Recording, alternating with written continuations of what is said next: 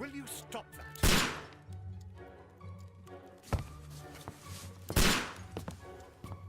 You are utterly mad.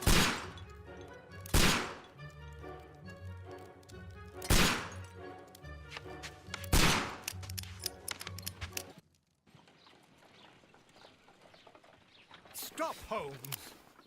Is that you, Watson? Yes, of course it is. And you almost killed me. Nonsense. I was aiming for the vases. Blindfolded? Watson, quiet, please. I'm trying to concentrate.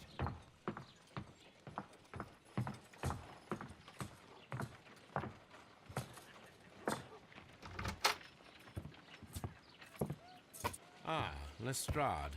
What is it this time? He can see me. Well, here it is, and it's a good one, Mr. Holmes. A gentleman by the name of Peter Carey, also known as Black Peter, has been murdered. A sailor, most probably. What happened here? Oh, Mr. Holmes, how could you? It's the only exercise I've had all week. A grateful client from Limoges sent me a vase collection this morning. I couldn't think of a better use for it. You're out of your mind. I missed 4 out of 10. Given you were blindfolded, that was very good. Can I have a try? Am I the only sane one here? I suppose that Watson is right, Inspector. A little brain work would be preferable now. Do please tell us more about Black Peter. Peter Carey, born in 1845 and 50 years old. An ambitious sort, he achieved much success in seal and whale hunting around Scandinavia. Retired in 1884 with a small fortune. He invested his money in a property called Woodman's Lee, near Forest Row in Sussex. It was where he lived for 6 years, and where he was found dead yesterday.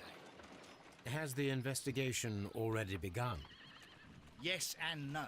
In fact, this crime is so mysterious that I would prefer you to join me down there. Give me half an hour to prepare, Inspector. Take your time and join me there. I have to go through the yard first. The merry men struck again. What have they done this time? They robbed a powder reserve. I'll meet you at Woodman's Lee, Mr. Holmes. I should help Mrs. Hudson here. I also have several appointments that I must keep this afternoon. I shall go alone, then. Inspector Lestrade, when will you remove my husband's body? It's sacrilegious to leave him here like this. As soon as we can, Mrs. Carey, I assure you. Allow me to introduce you to Mr. Sherlock Holmes. He's a detective. No doubt you've heard of him. I'll wait for you in front of the cabin, Mr. Holmes. My condolences, Mrs. Carey. Thank you, Mr. Holmes.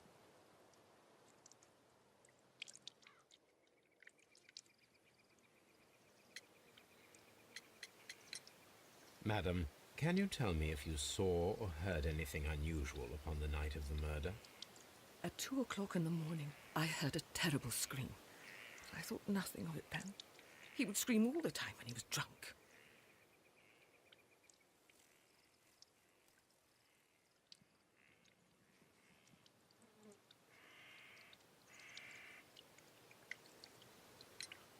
Can you please tell me what occurred on the evening of the murder?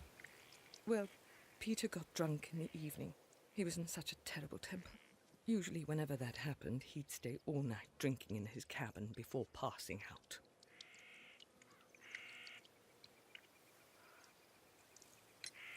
Do you remember at what time you found your husband's body? In the morning, at around 7 o'clock. I noticed the cabin door was open, but I didn't go in to take a look, for I knew my husband would not have liked it. At around 10 o'clock, I dared to glance in through the door and... oh dear.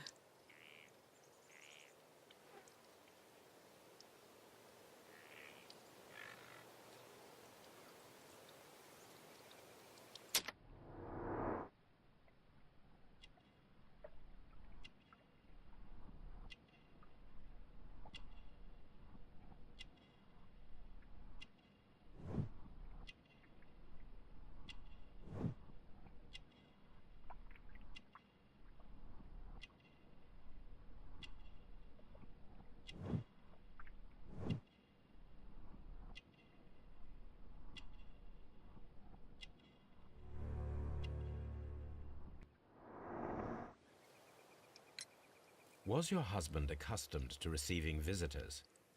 Oh, no, I don't think so. I mean, he didn't really have many friends. We lived quite an isolated life here, after his retirement.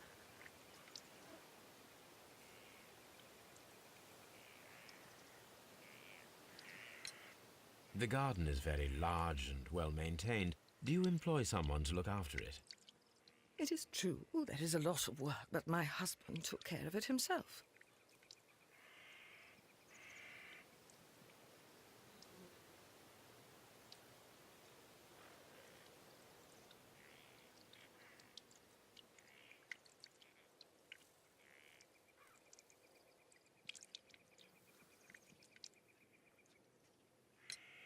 You have indeed suffered a great loss, Mrs. Carey. Nevertheless, I believe it will be less of a burden for you soon.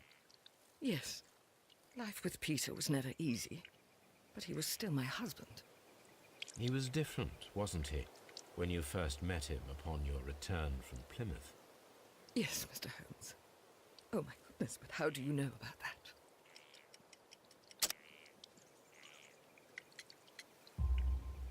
You undertook a pilgrimage to the Cathedral of Santiago de Compostela when you were young. That much is evident from the rosary in your hand.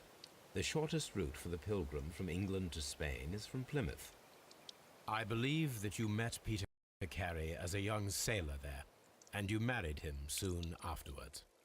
That is indeed what happened, Mr. Holmes. How extraordinary. Thank you, madam.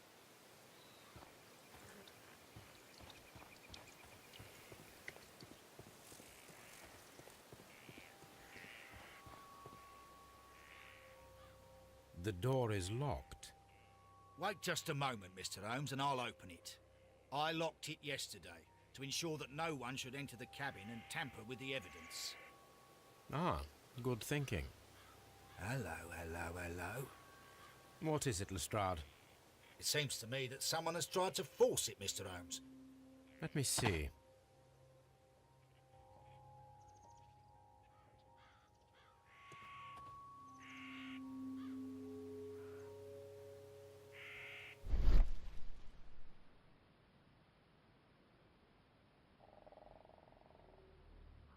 These scratches are fresh.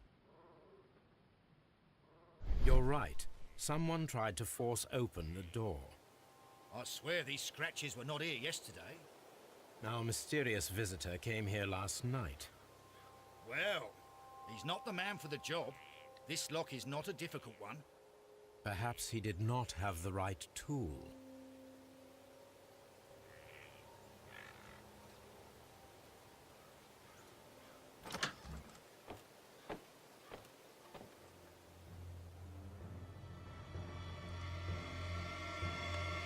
What a terrible way to die.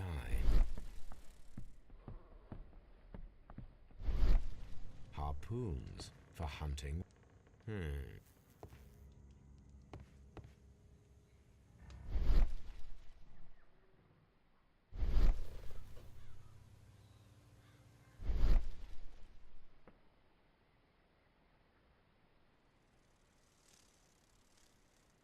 This place is not covered with dust, like the rest of the shelf.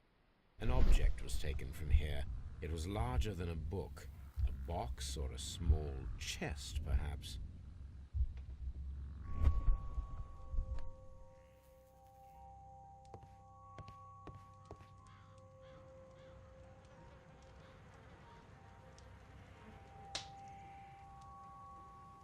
Someone... Rum. A sailor's. It seemed that Captain Carey was enjoying a drink before he met his death. The initials PC have been crudely burned. A sailor's work.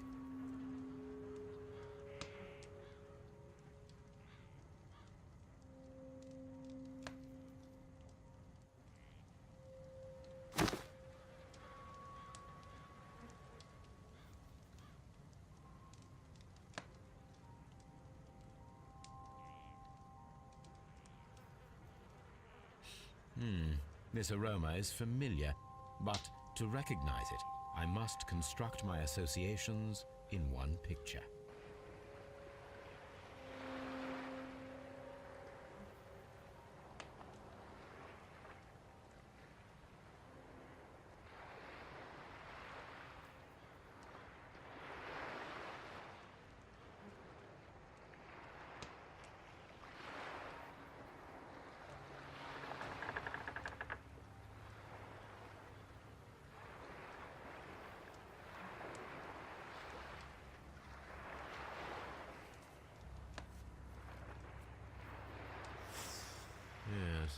This is a coarse tobacco, quite strong and very popular among sailors.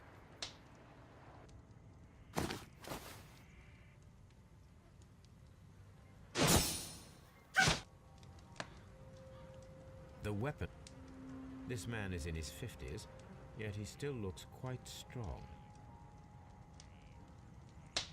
Peter Carey was fully dressed. He was not caught by surprise. It is possible that he knew his murderer.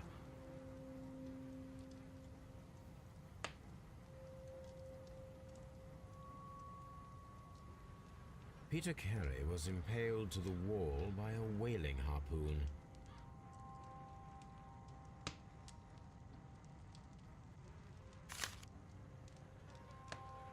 JHN are probably the initials of the owner of this notebook.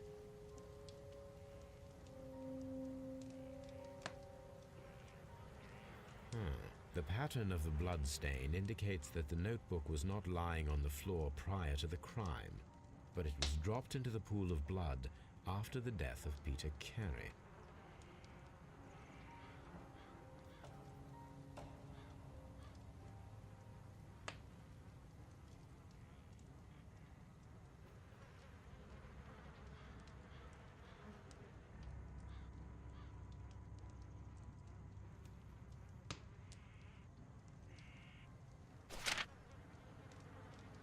These abbreviations mean something, but what?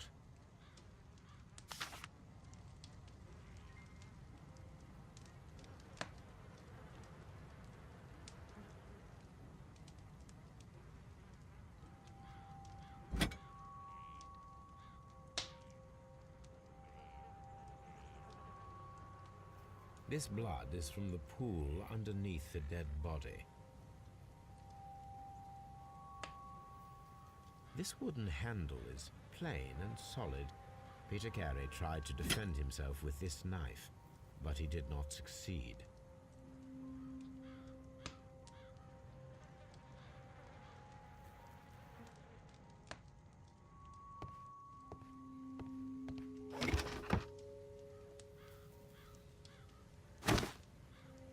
Peter Carey's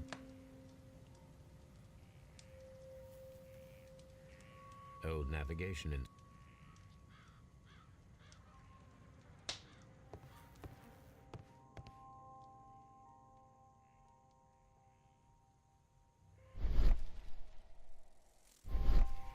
the tooth of a sperm whale, probably from one of Peter Carey's catches.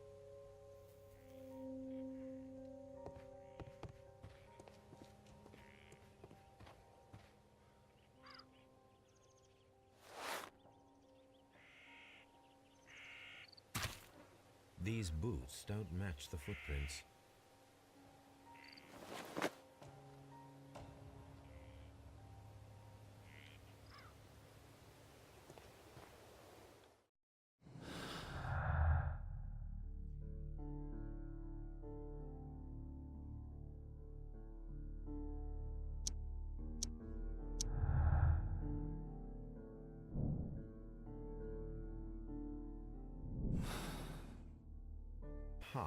Someone was here yesterday. They attempted to force the door to gain entry.